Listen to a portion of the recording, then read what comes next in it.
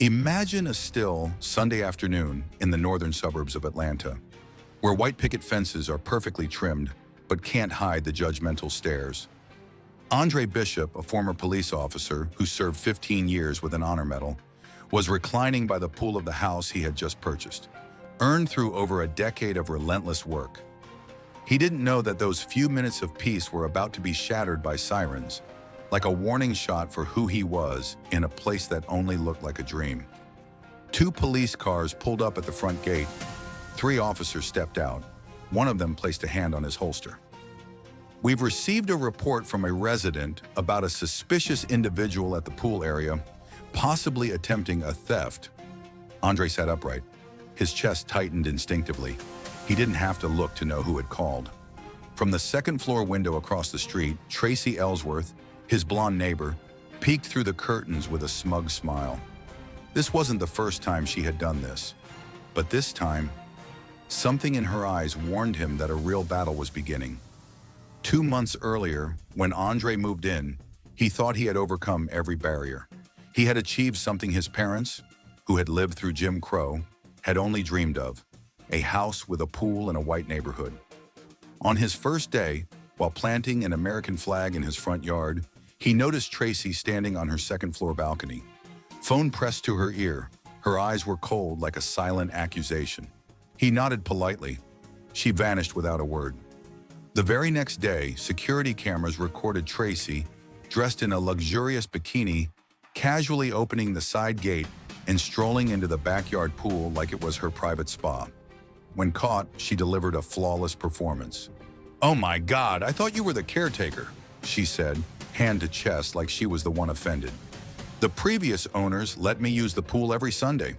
They never minded." Andre swallowed his anger. "I'm the new owner, and this is private property. I expect you to respect boundaries." Tracy raised an eyebrow. "You're the owner? Are you sure?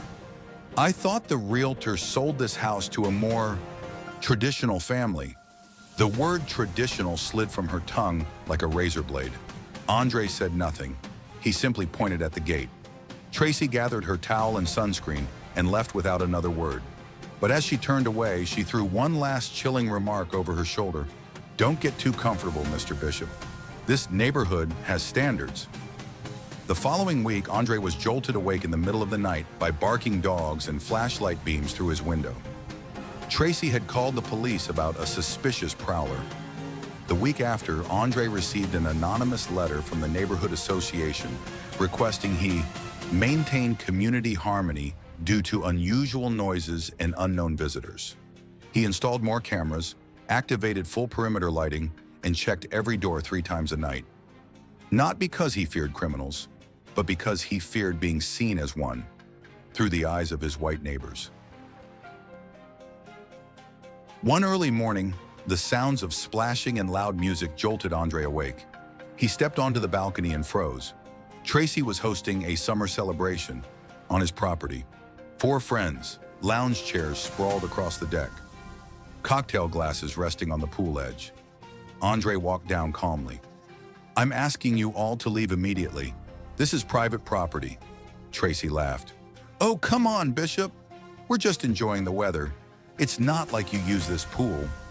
One of her friends looked around nervously. "Tracy said it was okay. We didn't know." Andre clenched his fist but kept his voice level. "Mrs. Ellsworth, this is your final warning. If this happens again, I'll file charges for trespassing." Tracy crossed her arms, smirking. "You don't understand the rules here, but go ahead and try. I play tennis with the HOA president, and my husband's a lawyer." That afternoon, Andre said nothing. He simply upgraded his security system to 24/7 cloud surveillance and began collecting evidence. Just a few days later, security footage showed Tracy sneaking through the side gate, trying old keys one by one at the backyard door. She didn't know Andre was watching her live on his phone, recording her every move, every glance over her shoulder, every whispered word into the phone. "No, he doesn't know. I'm going to prove he doesn't belong here." The final straw wasn't a loud night or blasting music. It was a cultural gathering. Book and Wine Club, empowering women in our community. read the flyers Tracy Ellsworth had printed and stuffed into every mailbox in the neighborhood. When Andre returned from a grocery run, what greeted him was the sight of 8 women in flowing maxi dresses, lounging on his pool chairs, wine glasses in hand, laughter echoing through what used to be a tranquil space. Some didn't bother hiding their judgmental glances as he unlocked his gate. Andre said nothing. He didn't need to anymore. He pulled out his phone and dialed a familiar number. "Davis, it's me. You and Martinez free right now?" In under 10 minutes, a patrol car arrived. Officers Davis and Martinez, Andre's former colleagues, had stepped out. Davis blinked in surprise. "Mike, you okay? Let me guess. Community gathering?" Tracy shifted gears immediately, slipping into victim mode like someone had flipped a switch. "Officers, thank goodness you're here. This man is harassing women. The previous owners always welcomed us." Martinez cut her off, eyes fixed on Andre's phone, already playing back camera footage. "Ms. Tracy, let me be blunt. Mr. Bishop once saved my life, and I know he doesn't lie. This is private property. You are trespassing." Tracy froze, face flushed. The women around her quietly gathered their handbags and began backing away. As she left, Tracy hissed, her eyes burning. "You don't belong here, Andre. I won't let this go. This whole neighborhood will know it." Tracy wasn't bluffing. Within a week, anonymous posts began appearing on the neighborhood's private Facebook group. "Heard someone at 142 comes home really late. Someone should check that pool. The kids find it kinda scary. Dogs barking all night, weird smell from the yard next door." Andre stayed silent, but his cameras recorded it all. Tracy sneaking up in the mornings to remove his newspapers from the porch, sprinkling strange powder in his rose garden, and even standing at his gate past midnight, snapping photos and sending them to someone. At the monthly HOA meeting, Tracy took the stage like a seasoned attorney. "I speak on behalf of long-term residents. Lately, certain elements have lowered our property value. I just want safety for our children." Her eyes locked onto Andre's like velvet-wrapped knives. Andre said nothing. He simply raised his phone. A video began playing on the projector. Tracy, dressed in black, carefully sprinkling powder beneath Andre's rose bushes under the cover of night. Andre later identified the substance as a slow-acting root rot agent, commonly found in commercial weed killers. The room went silent. Tracy stammered, I thought someone was sabotaging the yard, so I was checking." Andre met her eyes. "So tell me, Mrs. Ellsworth, who's the real threat here?" That night, Andre discovered his pool water had turned cloudy and foamy. No chemical smell, but something was wrong. Kids from nearby laughed as they peeked through the fence. That was the moment something changed in Andre. No more tolerance, only strategy. He remembered a training course on non-toxic pool dyes used in maintenance. Safe, non-irritating, but highly reactive to certain sunscreen ingredients and high-end cosmetics like titanium dioxide. Favorites of Tracy and her crew. He ordered a specific blend from a tech supplier in Florida. A small test in a plastic bucket confirmed it. A bright, unmissable lime green color. Not permanent, not harmful, but socially devastating. Word began to spread in the neighborhood's secret social circle. Tracy was planning another pool social, this time under the pretense of boosting neighborhood spirit. Andre quietly set the stage. He measured the dosage precisely, tested the hidden cameras, and reviewed every angle. The pool shimmered, crystal clear on the surface, but underneath, a silent alarm waited for contact. The night before the event, he saw Tracy whispering to friends, eyeing his house. "Trust me, he's gone all day tomorrow. Perfect time for some gentle unwinding." Early next morning, Andre left, visibly with luggage in hand, drove out of the neighborhood, then circled back, parked 2 blocks away, and quietly returned via the side entrance. He slipped into his office at the back, phone in hand, waiting. The security app pinged. Tracy was testing the gate. This time, Andre felt nothing but calm. He smiled slightly, finger poised above the record button. Karma was coming, and this time, it would leave a stain. For days. At exactly 2:05 p.m., Tracy Ellsworth walked through Andre's gate as if she had just purchased the entire neighborhood. Her cream silk wrap dress fluttered in the breeze, wedge espadrilles on her feet, oversized sunglasses, the portrait of a white suburban lady, claiming full dominion over uninvited territory. Trailing behind her were 6 friends from her exclusive tennis circle, strutting across the yard like they were shooting a lifestyle commercial. Chanel handbags, Italian-designed bikinis, and one invisible weapon more powerful than any law: the belief that their skin color conferred unspoken ownership. A JBL speaker played soft romantic jazz. Prosecco sparkled in crystal glasses, and Atlanta's sunlight shimmered across the surface of a pool they did not own. "To our Saturday paradise," Tracy toasted, her smile both gentle and cutting. "Who cares about the new owner? He wouldn't dare say a thing." A few women chuckled nervously, glancing around. But the dazzling sun and the comfort of privilege quickly erased any hesitation. One by one, they began applying sunscreen, the exact luxury brand Andre had tested earlier, the kind that reacts only with certain cosmetic chemicals common in upper-class beauty products. Tracy was the first to dive in, her blonde curls flying back from the splash. Perfect, just like Tuscany. But beneath that pristine water, a quiet chemical reaction was beginning. And this time, it wasn't targeting ownership. It was targeting the illusion of untouchable privilege. It started with Clara, the woman sitting near the pool's edge. "Tracy, your arm, what is that?" From her wrist down, a vivid green streak was spreading. It couldn't be wiped off, couldn't be hidden with a towel. Tracy looked down and screamed. The sound shattered the air like someone drowning. But the truth was, it wasn't a body. It was the carefully constructed image of her perfect whiteness that was sinking. A bright emerald hue crawled across her skin. It didn't sting, it didn't burn. But it exposed what she always tried to hide: the fear of being seen without the mask of superiority. The screams came one after another. "I have to speak at a gala next week. My skin looks like the Hulk. If anyone takes a photo, I'm dead."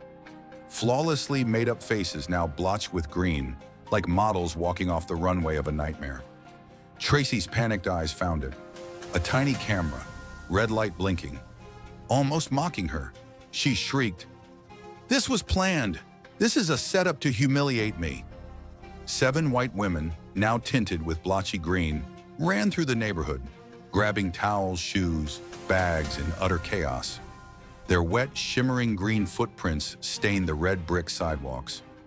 Windows opened. Children laughed. For the first time, the perfect ladies' club became a public joke. Not for the skin they were born with, but for the skin they couldn't control. Andre edited the footage like a professional documentary. It opened with clips of the previous trespasses, snide conversations, judgmental glances, smug laughter, and then the poolside disaster. The same jazz song they had once played now returned as background music. But this time, no one swayed to the beat. They held their breath. Then they laughed. Then they shared.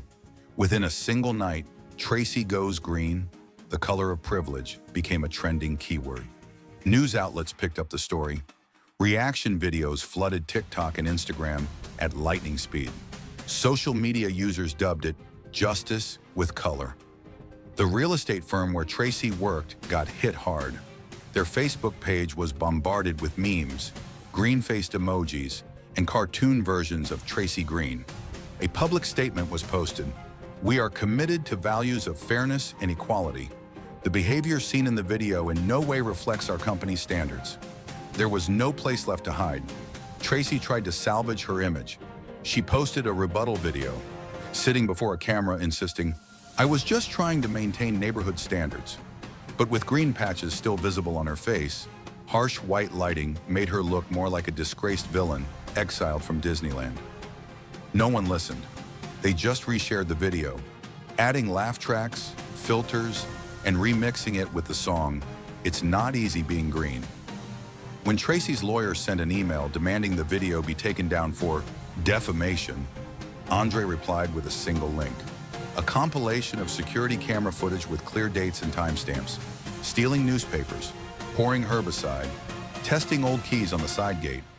Just one line in the email read, There is no evidence that the pool was rigged to target any specific individual. No response came after that. Since the poolside escape, things began to shift in Green Valley. The stares that used to avert when Andre walked by now became nods, greetings, small conversations. Instead of invisible fences, there were now morning hellos and quiet gestures of goodwill.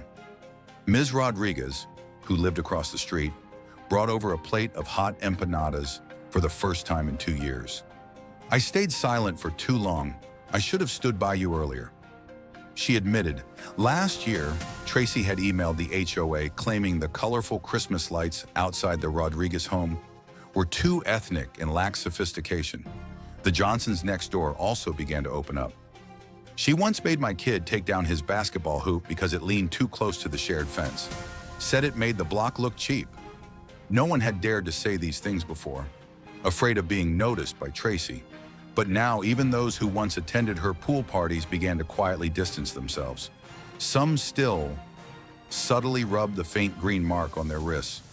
Tracy organized an emergency HOA meeting to seriously discuss the use of unauthorized pool chemicals.